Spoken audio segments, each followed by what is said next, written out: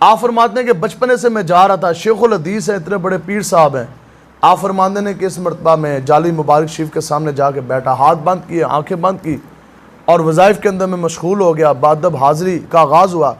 कहते हैं कुछ ही देर गुजर जाने के बाद दाएं तरफ से ना मुझे खुशबू के झोंके आने लगे। तो फरमाते हैं कि मेरा ध्यान पूरे का पूरा दाएं तरफ पलट गया। कहते हैं लेकिन मैंने आंखें नहीं खोली और यहाँ से अपने हाथ नहीं हटाए, मैंने और तवज्जो की दिल की तरफ। मैं क्या अंदर तक कोई वसवसा है, पता नहीं ये क्या बात बन। कहते हैं मैंने और तवज्जो की और तवज्जो की और तवज्जो की, फिर मेरा ध्यान पूरे का पूरा हट गया। आप फरमान लगे कि अब तो मुझे अपने ईमान के फिक्र में पड़ गए, ईमान दे लाले पै गए, पता नहीं मुझसे ऐसा क्या काम हुआ, यहाँ तो बड़े बड़े गुनाहगारों का ध्यान नहीं बढ़ता, हजूर की जाली मुबारक शरीफ के सामने बैठा हूँ, वज़ाइफ में मशगूल हूँ, फिर मेरा ध्यान क्यों बट रहा है, क्यों हट रहा है। कहते हैं फिर तो मैंने जनाब पूरी की पूरी तवज्जो की, पूरी जब तवज्जो की ना दिल पे, कहते हैं मेरा ध्यान पूरे का पूरा ही हट गया। कहते हैं अब मैनू यकीन हो गया, मैं क्या नहीं ये मेरी अंदर की खराबी नहीं है, एक गल विच हो रहा है। फरमाते ने मैंने अब उसकी तरफ देखा दाएं तरफ, तो जब मैंने दाएं तरफ देखा ना तो एक बड़े रूहानी चेहरे वाले एक बुजुर्ग बैठे हैं। तो मैंने उनसे पूछा, मैं कहा हज़रत ये जो आपसे खुशबू आ रही है बड़ी भीनी भीनी, और आप सोच सकते हैं वो कैसी खुशबू थी कि जाली मुबारक शरीफ के सामने से पीर साहब शेखुल हदीस साहब का ध्यान उसने खींच लिया। आप कहते हैं मैं उन्होंने तो पूछा, मैं कहा जनाब आपने खुशबू कौन सी लगाई है। अगों फरमान लगे कि मैं अरबी नस्ल में से हूँ और मैं अंसारी हूँ, आप मेरे साथ अरबी में बात करें। कहते हैं मैं फिर अरबी पूछा कि शेख आपने कौन सी खुशबू लगाई है। तो कहते हैं हत्ता कि बड़ी बड़ी महंगी खुशबुएं हमें भी हमारे मुरीद बाहर के मुल्कों से ला के देते, लेकिन उस खुशबू का क्या कहना जो जाली मुबारक शरीफ के सामने जिसने मेरा पूरे का पूरा ध्यान छीन लिया, खींच लिया, अपनी तरफ मुतवज्जो किया। और मैंने पूछा कि जनाब आपने कौन सी खुशबू इस्तेमाल की। वो बुजुर्ग कहने लगे मैं खुशबू इस्तेमाल नहीं करता। उन्होंने कहा जनाब पे खुशबू के झोंके कैसे हैं। उन्होंने कहा बस निस्बत इतनी सी है, इसमें सिर्फ और सिर्फ इतनी वजह है कि मैं आज से 1450 साल पहले करीब जिस माई ने हजूर का पेशाब पिया था, मैं ये भी मेरे लिए एजाज़ की बात है कि कुरान मजीद मेरे हाथ में है और हाथ में पकड़ के ये मैं बयान कर रहा हूँ। और वो पूरी तहकीक और बुज़ुर्गों ने हमें यही दीन सिखाया और दीन यही है। मकाम मुस्तफ़ा तक तो खैर कोई पहुँच नहीं सकता ना, लेकिन जहाँ से हजूर के मकाम शुरू होते हैं उससे कई अरब खरब नीचे की बात यह है कि हमारा ये ईमान है, हमारा ये अकीदा है। असी लब्बैक वाले गल करते हैं और शुरू तो जो हजूर के गुलाम हैं उनका अकीदा यही है कि पूरी दुनिया एक तरफ। आज असी गल करने निज़ाम मुस्तफ़ा दे नफाज वास्ते, लोग कहते हैं ये मौलवी तो सियासी हैं। असी तो कहने हैं यार ये कुरान मजीद है, ये रब ने तुम्हारे हजूर अलैहिस्सलाम के ऊपर नाजिल किया, ये मुकम्मल ज़ाब्ता हयात है। हम ये कहते हैं कि कुरान के कानून का नफाज किया जाए, लोग कहते हैं जी आप तो सियासतकार हैं। हम ये कहते हैं निज़ाम मुस्तफ़ा का नफाज किया जाए, लोग कहते हैं नहीं जी मौलवी होनी तो जनाब सियासतकार हैं। ठीक है, बताओ क्या मुसलमान बन जाने के बाद क्या मेरा और आपके ऊपर ये फ़र्ज़ नहीं है कि हजूर के दीन का नफाज हम करें। 150 करोड़ से ज़ायद मुसलमान है, यही मेहनत थी हमारे ऊपर कुफर की, यहूद व नसारा की मेहनत यही थी कि बस दीन इनके लिए इतना रखें कि बस जहाँ तक दीन यहाँ तक रहे कि मस्जिद की चार दीवारी के अंदर। अब जब मौलवी मस्जिद के अंदर दीन बैठ के बयान करेगा ना कि नमाज इस तरह पढ़नी है, अजान इस तरह पढ़नी है, अकामत इस तरह पढ़नी है, वजू के ये मसाइल हैं, इस्तिंजे के ये मसाइल हैं और नमाजें आपने इस तरह पढ़नी है, आप ये नहीं करेंगे तो ये हो जाएगा। मस्जिद के अंदर अंदर तक मौलवी आपको कहे जनाब कुरान और हदीस का जो है वो हुक्म ये है, अल्लाह अल्लाह के हबीब का हुक्म ये है, इस तरह आपने ये सब कुछ करना। ये तो बर्दाश्त है यहूद और नसारा को और ये तो उनके एजेंटों को बर्दाश्त है।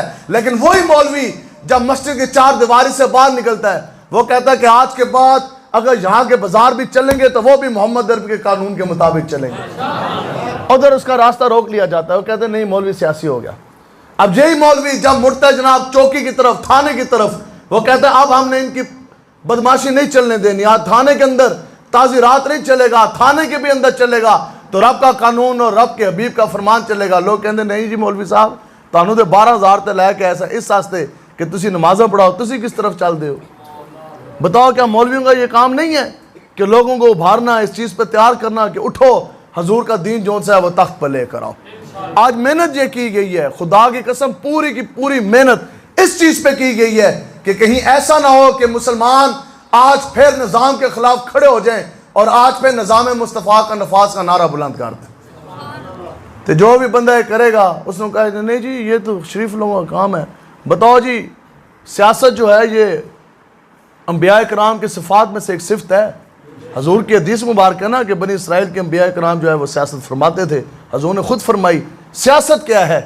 सियासत ये है कि पूरी रियासत के, पूरे सल्तनत के असूल चलाना, इसका नाम सियासत है। सल्तनत के और मस्जिद के अमूर नहीं है, चलाते हैं ना जी। सल्तनत के और मुमलिकत के असूल चलाना, इसका नाम सियासत है। बस अब हम ये कहते हैं कि वो मुमलिकत के और सल्तनत के जो असूल हैं वो कुरान और हदीस की रोशनी में चलना चाहिए। बस इसमें तो झगड़ा ही कोई नहीं है। झगड़ा देता हूँ वे ना लब्बैक वाले ऐसी ये गल करिए जनाब हमारा दस्तूर है, हमारी माने, हमारा मंशूर है, हमारी माने। हमारे पास कोई दस्तूर नहीं है, हमारे पास कोई मंशूर नहीं है, ना हमारी कोई फॉरेन पॉलिसी है, ना हमें इन चीज़ों की ज़रूरत है। क्यों? हमें रब का कुरान और नबी का फरमान हमारे लिए काफ़ी है। बस असि तुहानू कहते तुसी सानू भी नहीं देखना, तुसी कुरान पढ़ो, जो इसमें कानून है इसके ऊपर अमल करें। अब बात जो अगली मैं कह रहा, मुसलमान को ये चीज़ शैबा नहीं देती कि आज का मुसलमान कलमा हजूर के नाम का पढ़े और सीने के अंदर मोहब्बत बसाए तो दुनियादार की, और तौहीद की अमानत आपके सीनों के अंदर हो, लेकिन गैर खुदा का रौब और दबदबा भी आपके दिल के अंदर हो, और आप ये कहें जी हमने बस सिर्फ और सिर्फ आका और मौला को माना है। लेकिन फिर क्या करें, हमारी मजबूरी है, हमारी बरादरियाँ भी हैं, वो थानेदार भी है, वो DPO भी है, वो वडेरा भी है, बरादरी भी है। नहीं, ये जो सा है ना, ये दीन के साथ वफादारी इस तरह नहीं हो सकती। हाँ, ये तो दो चीज़ें होगी ना, हुब्बुद दुनिया भी हो, हुब्बे मुस्तफ़ा भी हो, तो इस तरह मुमकिन नहीं। ये दिलेरी कब आपके अंदर आएगी? ये दिलेरी तब आएगी जब तुहानू ये पता लगेगा कि इस वक्त भी इस कायनात में सबसे अगर पावरफुल हथियार है तो वो इश्क़ मुस्तफ़ा का हथियार है। ये दिलेरी तब आपके अंदर आएगी जब आपके अंदर गैरत ईमानी पैदा होगी। ये दिलेरी आपके अंदर तब आएगी जब आपको ये पता चलेगा कि आका और मौला की शान के अंदर पावर क्या है। अब वही मैं आपको सुनाने जा रहा जी। हमारा जो यकीन है, हमारा जो ईमान है, अक़ीदा है, बस ये एक ही बात है। अगर आप ये समझ जाते हैं तो बस हमारी तकरीर का मकसद भी पूरा हो गया। सुने जी, हम ये कहते हैं कि पूरे कायनात की हुक्मरानियाँ, पूरे कायनात के ताज, पूरे कायनात के तख्त, तो पूरी कायनात के जितने भी जर्नैल हैं, ये जितने भी सदर हैं, वज़ीर हैं, वज़ीर आज़म हैं, मशीर हैं, गवर्नर हैं, और जो कुछ भी कायनात का है, हत्ता के पूरे कायनात के ख़जाने ये एक तरफ, खुदा की कसम ये हजूर के पेशाब मुबारक के कतरे की भी बराबरी नहीं कर सकते। जब ये बंदे का ईमान हो तो फिर बंदा कदे दुनियादारा वेखदा भी, फिर बंदा उनके निज़ाम के पीछे चलता है, फिर बंदा उनको सपोर्ट करता है। क्यों? कि बात यह है कि आज ईद मिलाद नबी शरीफ के ऊपर क्यों जनाब मुनाजरे होने लग गए। आज लोग इसके ऊपर क्यों जो सा है वो डिबेट करते हैं, क्यों मुनाजरे करते हैं। आज आका और मौला के इल्म के ऊपर बहसें क्यों छिड़ गई। वजह यह है कि जब अगर तो ये उम्मत, हमारे अमीर मुजाहिदीन पीर मुर्शिद रहमतुल्लाह ताला अलैह फरमाते थे कि अगर उम्मत सिर्फ और सिर्फ हजूर के पेशाब मुबारक की सिफात तक रहती ना उस शाम तक, तो कोई भी आके कहना कि जनाब बताएं कि जनाब मिलाद बनाना जायज़ है कि नहीं, झंडी लगाना कैसा, झंडा लगाना कैसा, जलसा करना कैसा, जुलूस करना कैसा, हजूर के इल्म के गैब के बारे में आपका क्या ख्याल। आप कहते हैं यार मुझे और कुछ नहीं पता, मुझे तो फक्त इतना पता है कि पूरी दुनिया, पूरी कायनात एक तरफ, आका और मौला का पेशाब मुबारक का एक कतरा फिर भी अफजल और आला है।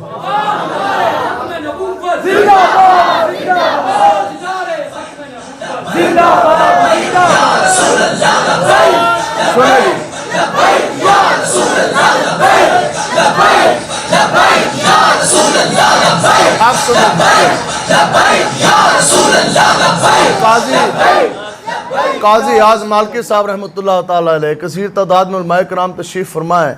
इनको पता है कि शिफा शरीफ जो किताब है उसका क्या मकाम है।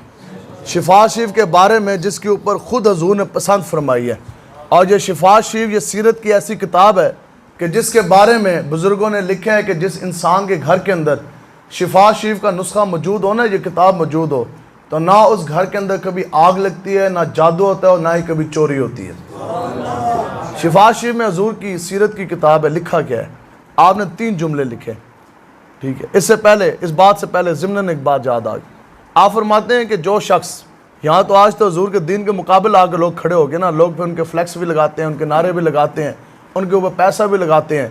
सुनो जी, आपने लिखा है कि जो शख्स ये बात कर दे कि हुज़ूर अलैहिस्सलाम जंग फरमा रहे थे, मैदान जंग के अंदर मौजूद थे, आका व मौला ने जो ढाल मुबारक उठाई हुई थी या जो ज़रा मुबारक हजूर ने पहनी हुई थी, और गर्दो गुबार उड़ने की वजह से कोई बंदा ये कह दे ना कि वो मैली थी, माज़अल्लाह, आपने फरमाया कि वो भी काफिर हो जाता है।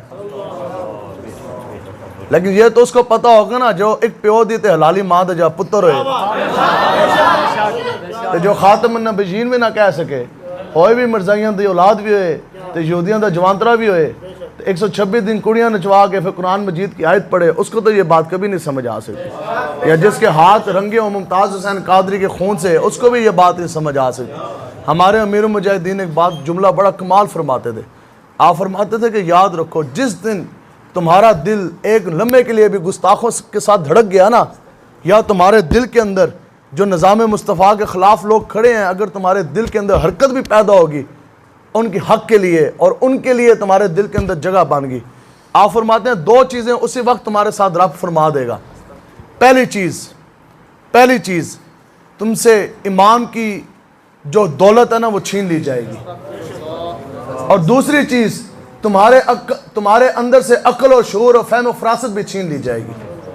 अब बताओ कि ईमान भी ना रहे, अक्ल भी ना रहे, तो फिर तो डी चौक में जो 126 दिन लड़कियां नचवाएगा उसके अंदर तो दीन नजर आएगा ना। फिर आपने देखा नहीं, आज से 10 दिन पहले अलहमरा हॉल के अंदर बड़े बड़े मौलवी और पीर बैठे हैं, वहां दाढ़ियां भी बिक गई, वहां पगड़ियां भी बिक गई, वहां किताबें पढ़ना पढ़ाना भी बिक गया।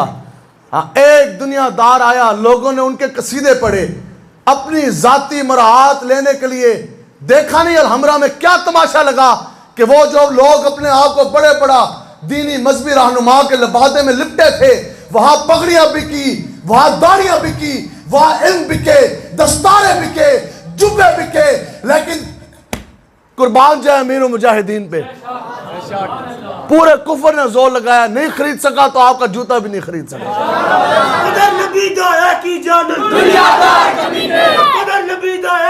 सुनो जी, वजह क्या है? काजी साहब ने लिखा है जी, आप फरमाते हैं कि हुजूर अलैहिस्सलाम का जो पेशाब मुबारक शरीफ है वो पाक भी है, बोले जी, तैयब भी है, ताहिर भी है, उसमें शिफा भी है। चौथी चीज सबसे ज्यादा मजे वाली है कि उसमें शिफा भी है, पाक भी, तैयब भी, ताहिर भी, शिफा भी। परेशानी तो नहीं हुई? उस वक्त दूसरी कंपनी का सबसे बड़ा मौलवी था जो आज भी आपको रटा रटाया जुमला है, तुम झंडी लाओ, मिलाद शरीफ का लंगर शरीफ पकाएं या जलसा निकालें या जुलूस करें, एक रटा रटाया जुमला है, वो आपको कहते हैं जी कहाँ लिखा है। तो इब्न तैमिया, आज भी उसकी किताबा खरीदो ना तो पूरी मस्जिद में एक दीवार भरी जाती है। इब्न तैमिया ने पूरी ज़िंदगी मदरसे में रहा, ये वाले बाल भी उसने सफ़ेद कर दिए। बाल ही है ना, ये दाढ़ी तो तब बनेगी जब बंदा हजूर के साथ वफा करेगा, क्योंकि ये तो सिखों के भी होते हैं, हमसे लंबे होते हैं। ये बाल हैं, ये दाढ़ी शरीफ, ये सुन्नत मुबारक तब बनेगी जब तुम हजूर दे नाल वफा करोगे। ठीक है जी। तो फिर पूरी ज़िंदगी मदरसे में गुजर गई, किताबें पढ़ते पढ़ाते, लेकिन शान मुस्तफ़ा समझ नहीं आई। एतराज़ कर बैठा काजी आज़म मालिकी साहब रहमतुल्लाह ताला अलैह पे, तो कहने लगा कि जनाब आपने इतनी बड़ी बात लिखी तो बताएं तो सही कि कहाँ लिखा है। अल्लामा तकीउद्दीन सुब्की साहब रहमतुल्लाह ताला अलैह, फिर आपने कलम उठाया, आपने फरमाया यार तू पूरी ज़िंदगी मदरसे में गुजार दी, तेनू फिर भी हजूर दी शान समझ कोई नहीं आई। तू तो अपने आप में शेखुल कुरान भी कहता है, शेखुल हदीस भी कहता है, तो तुमने वो कौन सा कुरान मजीद पढ़ा? मैं अब ये पढ़ूंगा कुरान मजीद आपके सामने, आपको भी ये 14वें पारे सूरत नाल से ये मसला समझ आएगा। आपने फरमाया तू केड़ा कुरान पढ़ेगा कि तेनू हले तक हजूर दी शान ही नहीं समझ आई। आपने फरमाया जो तेनू इतना शौक है ना कि कहाँ लिखा है, आ कभी हजूर के गुलामों के पास, मैं तुझे कुरान मजीद 14वें पारे सूरत नाहल कुरान की नस से, कुरान की आयात से मैं तुझे ये साबित करके दूंगा कि हजूर का पेशाब मुबारक से पाक भी है, तैयब भी है और ताहिर भी है। ये है जनाब सूरत नाहल और 14वां पारा। ये जैसी अद्धा ख़त्म होएगा ना, वैसे तो पहला रुबा, पहला पाक ख़त्म होता है तो शुरू हो जाता है। ठीक है जी। तो अल निफ्स के बाद जो अगला रुबा है, सुने जी, तर्जुमा सुनो।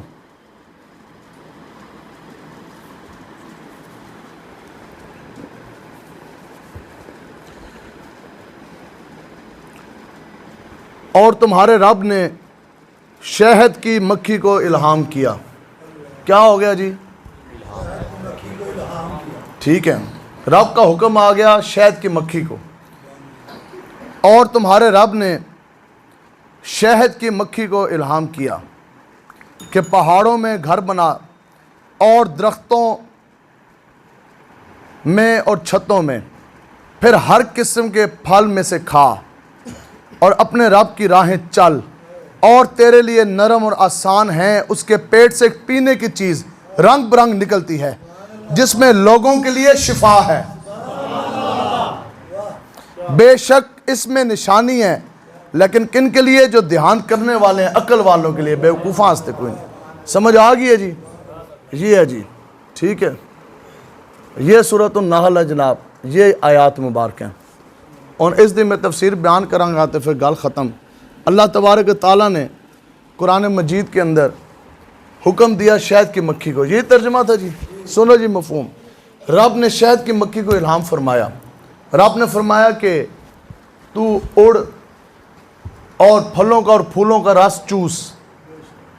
अब उस मक्खी ने फूलों का और फलों का रस चूसा। आगे अल्लाह तबारक व तआला फरमाता है, अब रब ताला की तरफ से मुकर्रर कर दे जो रास्ते हैं, और रास्तों से होते हुए उड़ते उड़ते जा और छज्जे बना दरख्तों में, जाकर उनमें बैठ जा। अब आप में से जिस बंदे ने आज तक ज़िंदगी में कभी शहद अपने हाथ से निकाला हो या किसी को देखा हो, क्योंकि रब का इल्हाम है, रब का हुक्म है, क़यामत तक मक्खी कोई भी अपने छज्जे तो उड़ेगी ना, पूरा दिन जंगल, घने जंगल के अंदर वो फिरेगी, एक फूल के ऊपर, दूसरे फल के ऊपर, तीसरे फूल के ऊपर, उनके रसों, उनके वो रस चूसेगी।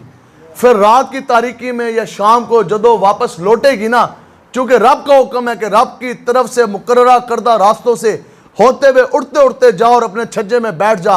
वो मक्खी रात की तारीकी में भी जाएगी, जब भी वो वापस जाएगी वो अपने ही छज्जे और अपनी सुराख में जाके बैठेगी।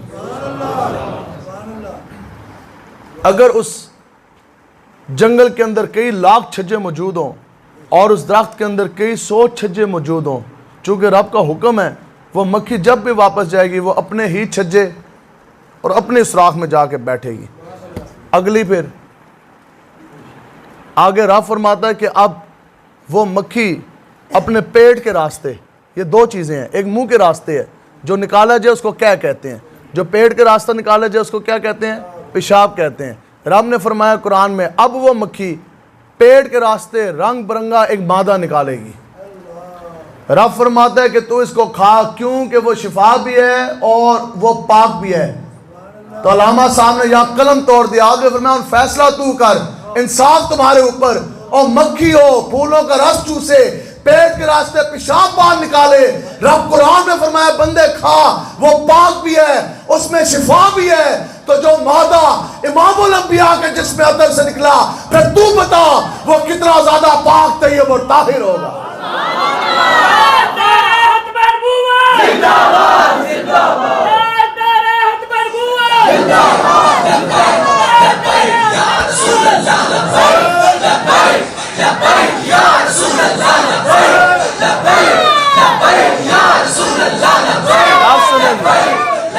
अब आए उन गल आ जाए इश्क़ मुस्तफ़ा दे। अब आ जाओ अकीदे की बात। मेरे और आपके अकीदे के ऊपर कोई बंदा उंगली उठा सकता है, लेकिन ना इस धरती पैदा कीता इना जान सारा वर्गा, और ना कोई होया ना कोई होसी इना 4 11 वर्गा। सहाबा दे अकीदे दे उत्ते कोई उंगली नहीं उठा सकता, क्योंकि ये है हदायत के तारे। आज दे बड़े बड़े मौलवी जनाब कहाँ से सनद हासिल की? अल्हम्दुलिल्लाह जामे नज़ामिया से।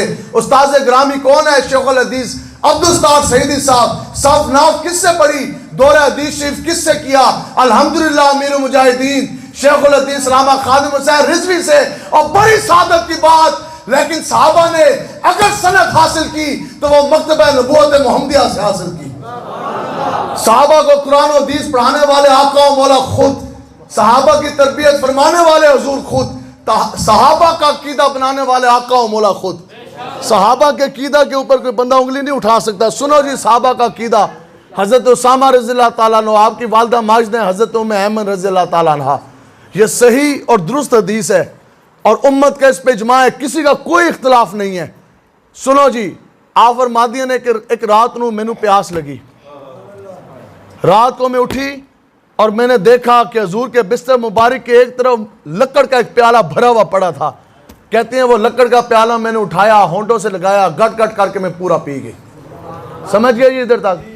सुबह आका मौला हुज़ूर अलैहिस्सलाम ने पूछा अपनी खात्मा से कि जो उसके अंदर था वो क्या किया। अर्ज़ की या रसूल अल्लाह वो तो मैं पी गई। हुज़ूर ने फरमाया कि आपको पता नहीं लगा उसके अंदर पानी नहीं था, उसके अंदर तो मेरा पेशाब शरीफ था। अर्ज़ की या रसूल अल्लाह खुदा की कसम जब वो मैंने अपने होंठों के साथ लगाया तो मुझे मालूम हो चुका था कि इसके अंदर आपका पेशाब मुबारक शरीफ है। हुज़ूर ने फरमाया मैं पिया क्यों। अर्ज़ की या रसूल अल्लाह जब मैं होंठों के नाल लाया उसकी खुशबू, उसकी महक कैसी थी जो आज तक मेरी नाक ने सूंघी नहीं, उसका जायका ऐसा था जो मेरी आज तक ज़बान ने कभी चखा ही नहीं। अब आगे जी हदीस मुबारका।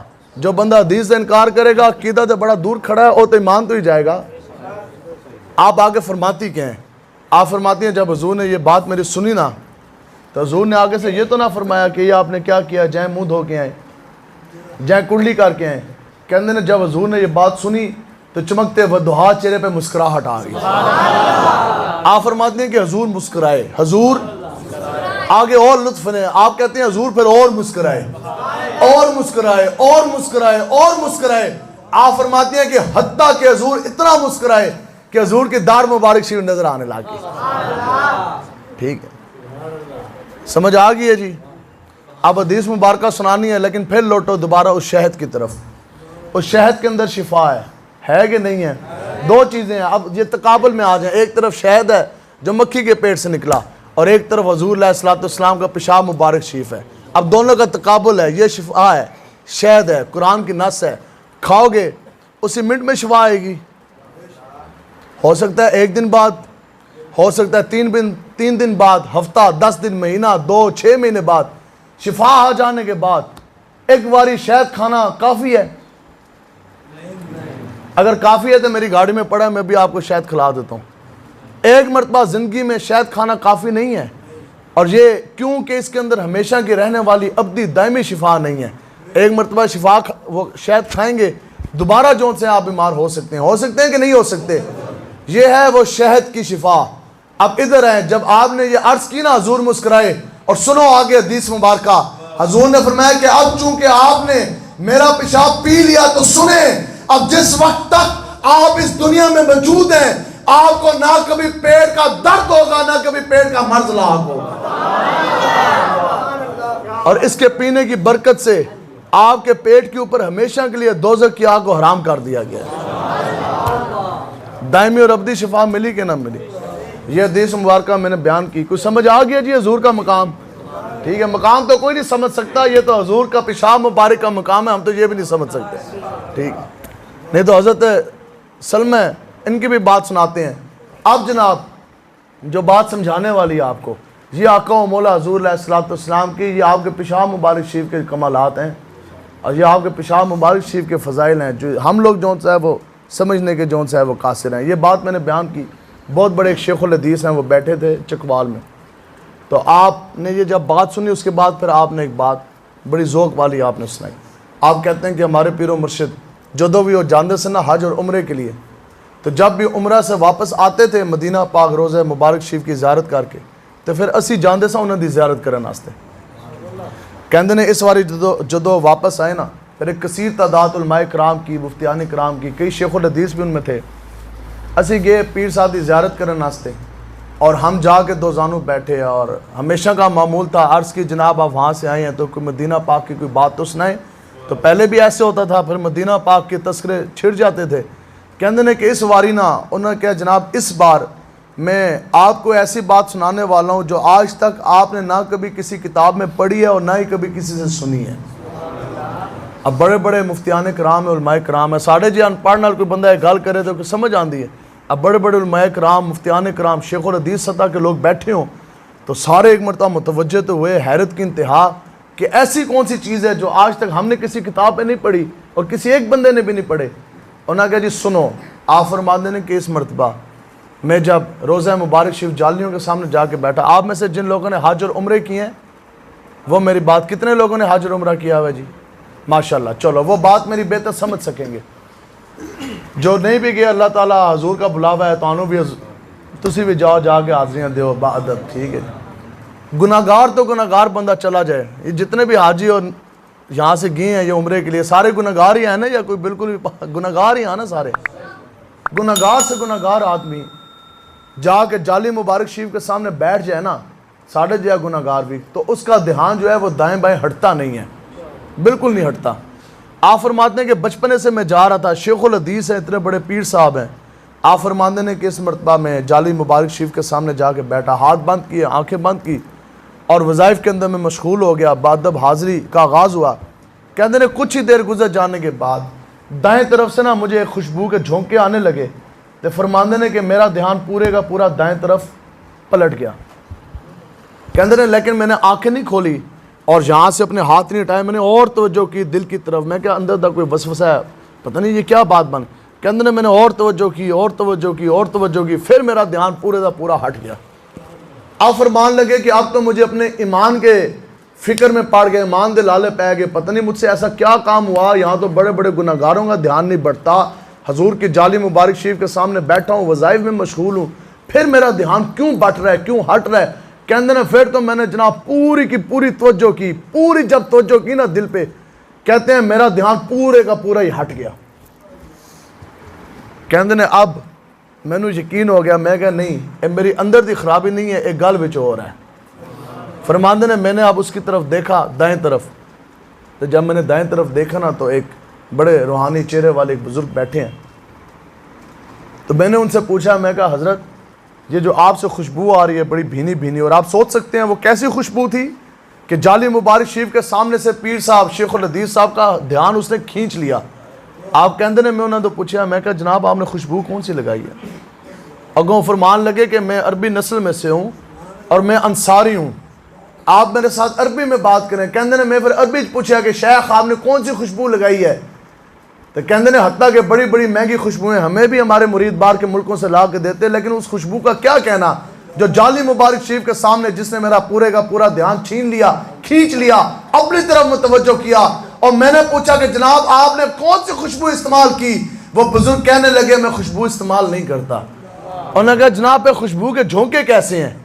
उन्होंने कहा बस निस्बत इतनी सी है, इसमें सिर्फ और सिर्फ इतनी वजह है कि मैं आज से 1450 साल पहले करीब जिस माई ने हजूर का पेशाब पिया था, मैं उसकी नस्ल और औलाद में से हूँ। कर्न बदली रसूलों की होती रही, चांद बदली से निकला हमारा नबी, खल्क से औलिया, औलिया से रसूल और रसूलों से आला हमारा नबी, जिनके तलबों का धोवन है आबे है। पानी है जी, पानी चलो नहीं भी है, सुनो जी तो जो उलमाए कराम तशरीफ़ फरमाए, नहीं चाहिए नहीं बस ठीक है मैं ऐसे समझा देता हूँ, बस ये बात समेट रहे हैं। पानी की कई इकसाम है, ठीक है। ये जो आपके ऊपर ख़ासतर जो बैठे ना, मुझे नहीं पता यहाँ के MN MP या सदर वज़ीर, वज़ीर आज़म, मशीर, DC और DPO कौन है, लेकिन अगर अभी उनको भी बुला लिया जाए ना, जो अज लोग ये कहते हैं मौलवियों को क्या पता है, मौलवियों को वो पता है जिन्हों की पूरी काबीना तो इन्होंने प्यो ने भी नहीं पता, क्योंकि जो हकीकी इल्म है वो कुरान और हदीस का इल्म है, ठीक है। अब अभी यहाँ के बड़े से बड़ा भी कोई बंदा से बुला लइए ना, जिस बच्चे ने दरस निज़ामी के लिए जो एक दिन जो दो जानू बैठा ना किसी हजूर के वारिस आलम दीन के सामने, ये आधा मिनट भी उस बच्चे के सामने नहीं गुजार सकते। ये दरस निज़ामी का पहला सफ़ा है। लोग जो हमें दर्स देते हैं, नहीं जी फिर ये तो ऐसे है, ये तो वैसे है। सुनो जी, पानी की इकसाम कितनी है, उलमाए कराम के अलावा आम अवाम से सवाल है। और फिर उस पानी की इकसाम के अंदर गल ये है, फिर वो पानी की इकसाम वो किस्म कौन सी है जो खुद तो पाक है लेकिन वो पानी पाक करता नहीं है, जिसको मुस्तमल किया जाता है, आम इस्तेमाल शुदा। गल यह है कि जिसको मुँह धोने का पता नहीं, आज वो कहता नहीं जी लबैक वाले दीन हमसे सीखें, हाँ निज़ाम तो हम चलाएंगे, मुँह धोने का नहीं पता, पाकी पलीती का नहीं पता। ये जितने ऊपर बैठे ये मैं आपको हकीकत बता रहा हूँ। कोई हफाज बैठे हैं ना जी, हमारे कारी साहब आलम दीन है, हकीकत में आपको बता रहा है, ये पूरी नमाज भी पूरी नहीं सुना सकते सही, कम से कम 100 से ज़्यादा ये गलतियाँ करेंगे। तो बहरहाल ये तो बात लोगों को नहीं हजम होती। सुने जी, अब जो बात मैं आपसे करने जा रहा कि क्या हुआ जनाब, अब वो एक पानी है जिसको कहते हैं मुस्तामल। आम अल्फाज में आपको समझाने के लिए उस पानी को कहा जाता है कि ये इस्तेमाल शुदा मुस्तामल पानी है। मुस्तामल पानी कौन सा होता है? मुस्तामल पानी वो होता है कि जो खुद कैफियत उसकी असल पाक है, मेरे और आपके बशर के जिस्म के साथ लग गया, लग जाने के बाद वो पानी खुद पाक है, लेकिन वो पाक करता नहीं है। उस पानी तो 100 बारी तुसी वजू करो तो वजू नहीं होगा, लख बारी तुसी गुसल करो उससे गुसल नहीं होगा। लेकिन इमाम साहब ने क्या फरमाया, आप फरमाते हैं ये है मेरी और तेरे जिस्म बशरियत की हकीकत कि जिसके जिस्म के साथ पानी लग जाए, पानी पाक होने के बावजूद पाक ना करे, लेकिन वो पानी जो आका और मौला के तलवों के साथ मस्क हो गया, वो फिर पानी पानी नहीं रहा। हजूर के तलवों के मस्क होने की बरकत से वो पानी हमेशा के लिए आबे हयात बन गया। जिनके तलवों का धोवन है आबे हयात है, वो जाने मसीहा हमारा नबी। और कौन देता है देने को मुंह चाहिए, देने वाला है सच्चा। ठीक है जी, ते सास्ते हजूर दे दीन की तरफ लौटो, हजूर के दीन की तरफ लौटे। कुछ भी नहीं है आज जो निज़ाम ऊपर चलाया जा रहा, बताओ क्या इस निज़ाम के लिए? हजूर ने तो फरमाया काबतुल्लाह की तरफ हजूर ने इशारा किया और इशारा करके फरमाया कि काबतुल्लाह हमें यह मालूम है कि तू अल्लाह का घर है, तू हरम है और तेरी बहुत बड़ी इज्जत है, फजीलत है, लेकिन वो शख्स जिसने मुझ मोहम्मद अरबी के नाम का कलमा पढ़ा उसकी इज्जत मर्तबा और मकाम काबतुल्लाह तुझसे भी बढ़कर है। हजूर हमें इतनी इज्जतें दे के गए थे, ऐसी आज किधर चल दियाँ ते सास्ते हजूर दे दीन आस्ते खुलोवो। हजूर की इज्जत नामूस के लिए खड़े होंगे जी इंशाअल्लाह, अकीदा खत्म नबूवत के लिए खड़े होंगे जी इंशाअल्लाह, तो ABCD जान छोड़ोगे इंशाअल्लाह, तो कुरान हदीस पढ़ोगे इंशाअल्लाह। तो जी बादशाह एक तरफ आओ तो सही ना। हाँ, सरकार का दर है दर शाह तो नहीं, जो मांग लिया और भी कुछ मांग। एक बारी साड़ी यही मेहनत है लब्बैक की, हमें और कुछ भी नहीं चाहिए। हाँ, कोई बंदा वो और है मौलवी, वो और लोग हैं जो जनाब 30,000 पहले दें, 50,000 बाद में दें। हमने तो आज तक इशारतन कनायतन भी कदे गल नहीं की थी। लोग कहते हैं जनाब आप बड़ी दूर से आते हैं और वो कहाँ तक आप जाते हैं, पेट्रोल है बड़ा महंगा है, आपके भी खाने पीने के अखराजात हैं। मैं अक्सर ये बात करता हूँ कि जो मौलवी और जो पीर अपनी जेब से हजूर के दीन के लिए पेट्रोल खर्च नहीं कर सकते, वक्त आने पर हजूर के दीन के लिए खूनों का नजराना किस तरह पेश करेंगे? ठीक है, अपनी गर्दन से दीन शुरू होता है, लोगों की गर्दन से नहीं दीन शुरू होता।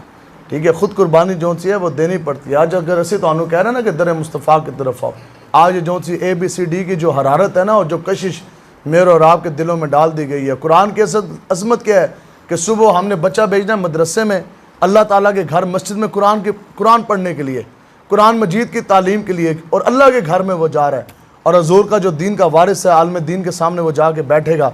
तो माँ क्या करती है, वो जो रात को उसने कपड़े पहने हुए थे ना, नाइट सूट जिसमें वो सोया है, माँ उसको कपड़े भी नहीं तब्दील नहीं करवाती। माँ कहती ना पुत्र जाओ जी मस्जिद के अंदर जी टूटियाँ नहीं लगियाँ, उन्होंने तो छंडे मार के ना इस तरह करके जाओ, मौलवी तो सामने बैठना है, हजूर के दिन का वारिस तो है, कुरान ही तो पढ़ना है, अल्लाह के घर में ही तो जाना है, इसी तरह तो चला जा, कोई नहीं जी जाके पढ़ा। वही बच्चा जब ये है जी कुरान की अजमत आज हमारे दिलों में, अब वही बच्चा मस्जिद मदरसे से कुरान हदीस पढ़ के लौटता है। अब वक्त हुआ जाता है जनाब ABCD पढ़ने के लिए, उसी बच्चे को माँ अच्छे तरह साफ़ करती है और जो उस्तानियों ने लिख के दिए ना, जो शर्ट पहननी है, जो टाई पहननी है, जिस रंग के मोज़े पहनने हैं, जो पैंट पहननी है, पतलून पहननी है, वो भी इस्त्री करके जनाब उसको साफ़ कपड़े पहनाए जाते हैं और वही बूट उसको पहनाए जाते हैं। बच्चे का इतना वज़न नहीं है जिससे वज़न के करीब या ज़्यादा ABCD वाला बक्सा लटकाया जाता है और फिर सामने रक्षा आ गया, गाड़ी आ गई, उसको भारी जो सी हैं वो भी महीने के 5-6 2-4 हज़ार दिए जाते हैं। फिर ABCD जो पढ़नी है फिर उसकी भी बड़ी भारी फीसें अदा की जाती हैं। सब कुछ कर लिया, लेकिन अगर आपको ये बता दिया जाए कि ठीक है तुसी पढ़ो ABCD, लेकिन एक गल है, ये पढ़ जाने के बाद तुहानू नौकरी कोई नहीं मिलनी, तो सुबह सारे स्कूल खाली पड़े होंगे। माँ बाप भी बच्चों को स्कूल नहीं भेजेंगे, बच्चे खुद भी नहीं जाएंगे और कहेंगे ABCD की पूजा तो ताही हो रही सी ना कि पैसा जे कमाना सी। लेकिन अब दूसरी तरफ आओ, मदरसे में बच्चा चलता है और अहले मोहल्ला बरादरी वाले ताना मारते हैं कि ये तो बच्चा मसीतड़ हो गया। अब उस बच्चे ने कुरान हिफ्ज़ करना है, साथ वाले बच्चे ABCD पढ़ते हैं, उसको छुट्टियां भी हैं, बच्चों को छुट्टी भी कोई नहीं है, उसने सुबह फजर के टाइम जाना है, मगरिब के टाइम वापस लौटना है। उस बच्चे का फ्यूचर क्या है? जो स्कूल में जा रहा है उसको तो बताया जा रहा है आपने थानेदार बनना है, आपने MNA बनना है, MPA बनना, डॉक्टर बनना है, इंजीनियर बनना है, प्रोफेसर बनना है, आपने जज बनना है, आपका बड़ा जो सा है वो फ्यूचर है। हमारा फ्यूचर क्या है? बच्चा आ रहा है तू तो बनना है हाफिजुल कुरान, तेरी तनख्वाह लगनी है 12,000, लेकिन बच्चे को ये पहले दिन से पता होता है कि 12,000 मेरी तनख्वाह लगनी है, लेकिन वो कहता है कि नहीं, फिर मैं तो वही हूँ ना जिसके बारे में हजूर ने फरमाया कि जब बच्चा घरों निकलता है उसके पैर के नीचे फरिश्ते अपने नूरी पर भजा देते हैं। ठीक है जी। फिर बच्चा कहता यार लख करके तुसी लखां करोड़ां च खेडो, लेकिन हजूर ने फरमा दिया कि मुझ मोहम्मद अरबी के दीन के वारिस अगर हैं तो ये मौलवी हैं। दसो जी आज लखां रुपए तनख्वाह लेने के बावजूद, ये बात मैं इसलिए कर रहा हूँ क्योंकि मैंने खुद बतौर इंस्पेक्टर पुलिस में 9 साल नौकरी की है और मेरे वालिद साहब भी बड़े सीनियर रैंक से रिटायर्ड हैं, हमारे अपने ख़ानदान में कई जर्नैल हैं, इसलिए ये बात मैं बेहतर समझ सकता हूँ। लेकिन आज लाखों रुपए तनख्वाह लेने वाला रो रहा है, कहता है गुजारा नहीं होता, तो मौलवी 12वीं वाले दिन आप 12,000 रुपये तनख्वाह लेके फिर भी तगड़ा बैठे है। गल है कि नहीं है? सवाल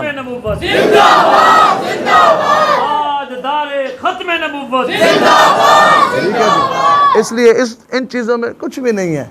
हाँ, इस कायनात की सबसे बड़ी जौन सी वो दौलत है ना, वो इश्क़ मुस्तफ़ा है।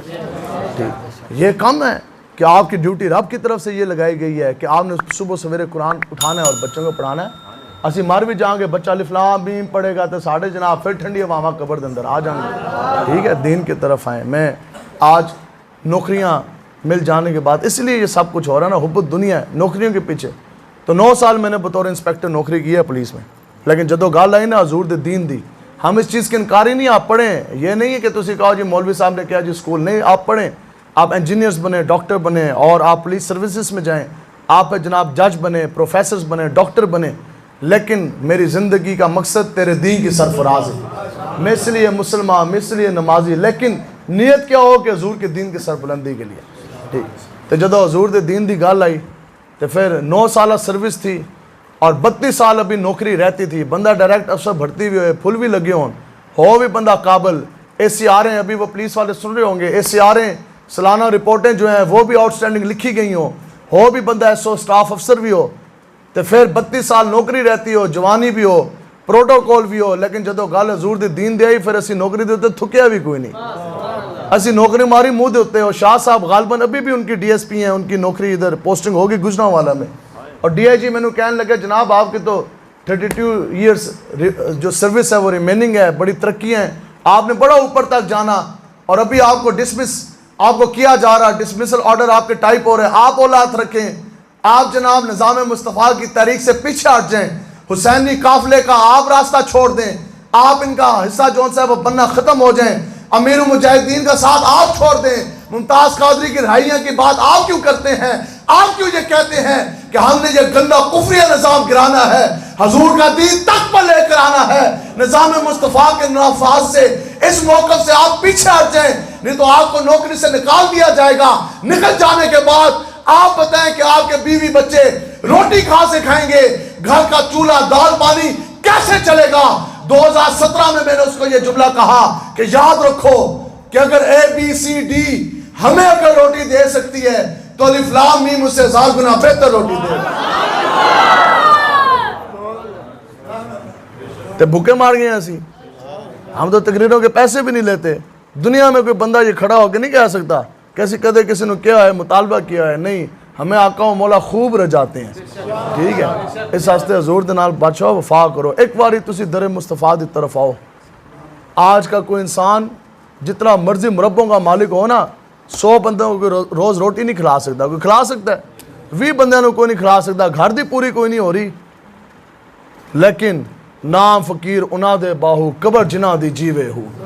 दाता अली अजमेरी साहब 980 ईयर्स 980 साल करीब 10 सदियाँ हो चुकी हैं, लेकिन बताओ जी लखा करोड़ा अरबा खरबा वाम इस वक्त तक उसने हाजिरी दे चुके हैं। दिन के 12 बजे हों या रात के 2 बजे हों, जाते खाली झोली खाली पेट है, लेकिन जब वापस आते ने खाली झोलियाँ भी भरी होती हैं, खाली पेट भी भरे होते हैं। हजूर के साथ, हजूर के दीन के साथ वफा करें। आज आप बताएं जी, हमारी ये अव्वलीन जिम्मेदारी नहीं है कि हम निज़ाम मुस्तफ़ा का नफाज करें? आप सब बताएं, है कि नहीं है जी? तो फिर उसके लिए किसने खड़ा होना है? हमने ही खड़ा होना ना। ठीक है, किबला वल बैतुल मुक़द्दस को आज़ाद किसने करवाना है? 150 करोड़ से ज़्यादा मुसलमान हैं पूरी दुनिया में। 1.5 फुट भी ऐसा ज़मीन का हिस्सा नहीं है कि जिसके ऊपर निज़ाम मुस्तफ़ा का नफाज हो। कोई है तो आप नाम बता दें, हम मान लेंगे आपकी बात। 150 करोड़ मुसलमान हैं, 1.5 अरब, 1.5 फुट भी ज़मीन के ऊपर ऐसा हिस्सा नहीं है जिसके ऊपर निज़ाम मुस्तफ़ा का नफाज हो। बताओ जी, फिर आका व मौला हमसे खुश होंगे? क्या हजूर का रब जौन सा है वो हमसे राज़ी होगा? सिस्टम किसने बदलना है? निज़ाम शरीयत का नफाज किसने करना है? अगर मौलवी भी नहीं निकलेंगे, आप जिनके सीनों के अंदर इश्क़ मुस्तफ़ा है, जो अच्छे ख़ानदानों से हैं, जिन्होंने हलाल खाया, तुझे पाला है, उस कौम ने आगोश मोहब्बत में। इकबाल कहता है भेड़ा काम करन तो पहले ना, तो दुनियादार जो गंदे लोग हैं इनको सपोर्ट करने से पहले, इनके निज़ामों को ऊपर लाने से पहले एक मरतबा तो यार ये सोच लो, आप हमें भी ना देखो, मौलवी को भी ना देखो, कम से कम आप ये तो सोच लो तुझे पाला है उस कौम ने आगोश मोहब्बत में, कुचल डाला था जिसने पाँव में ताज सरे दारा। इकबाल कहता है यार साड़ी तरफ ना देखो, अल्लाह बैग को छोड़ दो, मोहल्ले के मौलवी को भी छोड़ दो, अपनी बूढ़ी माँ की तरफ तो देखो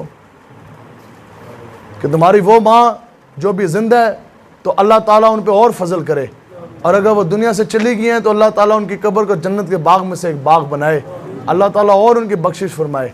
आप किस माँ के बेटे हो कि अगर रात को, ये तो पैसा भी ज़्यादा आ गया ना, कि हम उस माँ के बेटे हैं कि जिसको रात को अगर खाने के लिए रोटी नहीं मिली ना तो वो भूखी सो गई है, पानी पी के सो गई है, लेकिन उसने अपने दामन के ऊपर दाग नहीं आने दिया। इकबाल कहता है यार साड़ी तरफ ना देखो, साड़ी ना मनो, मौलवी दिन ना मनो, अपने प्यो की तरफ तो देखो। बताओ जी, क्या हम उस वालिद की औलाद नहीं है कि जिसने खून पसीने हक लाल की कमाइयाँ हमें खिलाई हैं, लेकिन ना उसने यतीम के मुंह का लुकमा छीना, ना किसी की ज़मीन पर कब्ज़ा किया, ना यतीमों का लहू चूस के उसने हमें पिलाया। तो कम से कम जिनकी औलादें हैं उनकी तरफ तो देखें। अल्लाह ताला से दुआ है कि अल्लाह ताला हमें हकीकी खिर्ज ने कह भी दिया ला इलाहा तो क्या हासिल, दिल और निगाह मुसलमान नहीं तो कुछ नहीं। अगर अमल नहीं है ना, अगर मैंने नमाज नहीं पढ़नी तो फिर तकरीरों का क्या फ़ायदा, अगर मैंने अमल नहीं करना तो फिर तकरीरों का क्या फ़ायदा, अगर हमने खुद हरावल दस्ते में शामिल नहीं होना तो फिर तकरीरों का क्या फ़ायदा। तो पूरी ज़िंदगी हजूर के नाम का खाया है, अगर एक दिन या 2 दिन हथकड़ी लगवाने का वक्त आ जाए तो फिर भागना नहीं चाहिए, लब्बैक का नारा लगा कर हथकड़ी लगवा लेनी चाहिए। पूरी ज़िंदगी बताएं जी, घरों में अभी आप सो के आए, आज फिर आपने सोना है, अगर 1 या 2 दिन जेल के सलाखों के पीछे सोना पड़ भी जाए तो इसमें फिर कौन सी है वो शर्मिंदगी है या कौन सी परेशानी है। साहबा ने जिस्म कटवा दिया, हम आपको ये नहीं कहते जिस्म कटवाएं, लेकिन कम से कम जो गलत है, जो बुरा है, कम से कम उसको बुरा तो जाने। तो इंशाअल्लाह उलमाए कराम का साथ देंगे जी, इंशाअल्लाह तहरीक लब्बैक का साथ देंगे जी, इंशाअल्लाह। आप बिल्कुल सुबह का भूला शाम को लौटे, उसको भूला नहीं कहते। आप सब हजूर के ग़ुलाम हैं, सिर्फ इतना सा फ़र्क आ गया कि फितनों का दौर है और जनाब हुब्बुद दुनिया भी है, फिर पैसे की लालच भी है, फिर जो से हैं जो ऊपर आ गए उन्होंने पैसों के बलबोते के ऊपर कभी ताकत के नशे में सरमस्त होकर उन्होंने भी हमारे ऊपर दबाव डाला।